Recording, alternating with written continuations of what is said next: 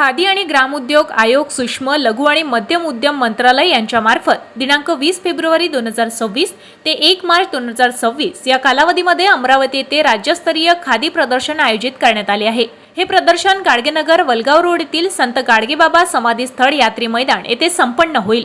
खादी आणि ग्रामोद्योग आयोग ही संसदेच्या कायद्यांद्वारे स्थापन झालेली वैधानिक संस्था असून ग्रामीण भागात रोजगार निर्मिती करणे आणि लोकांना स्वावलंबी बनवणे हे आयोगाचे मुख्य उद्दिष्ट आहे। व्होकल फॉर लोकल आणि आत्मनिर्भर भारत हे स्वप्न साकार करण्यासाठी दरवर्षी अशा प्रदर्शनाचे आयोजन केले जाते।